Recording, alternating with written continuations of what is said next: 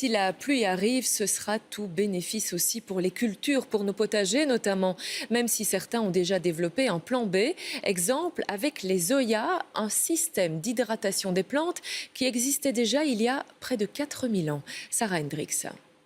Des tomates bien rouges, des feuilles bien vertes, bienvenue dans le luxuriant potager de Laurence. Dans son petit jardin d'Éden à Uccle, la récolte est excellente malgré la sécheresse qui sévit depuis des semaines. C'est un potager qui n'a pratiquement pas été arrosé et qui pourtant est vert partout et qui a une production magnifique. Voilà, tout ce qui est courgettes, concombres, poivrons, tomates, ça pousse tout seul.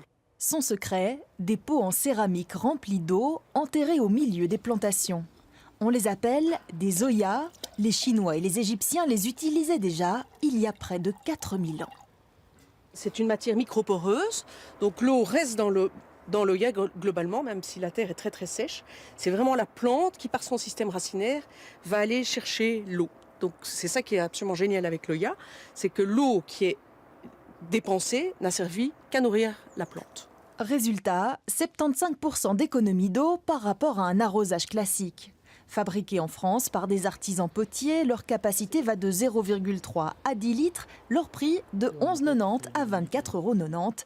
Et pour les installer, rien de plus simple. Il suffit de creuser un trou à l'endroit où vous avez envie de planter par exemple vos salades. Vous planterez vos salades autour de l'Oya.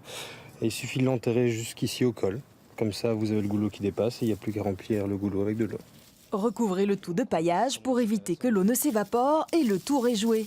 Les légumes sont alors alimentés en eau sur un diamètre de 25 à 90 cm, une solution idéale pour cette créatrice de potager en permaculture. On encourage tout le monde évidemment à avoir son potager parce que c'est très important d'être autonome en légumes. Et la seule chose qu'on peut reprocher au potager, c'est son besoin gourmand en eau. Et ici, c'est solutionné. En fonction des conditions climatiques, certains Zoya ne doivent être remplis qu'une fois par semaine, voire moins. Pratique aussi pour ceux qui partent en vacances.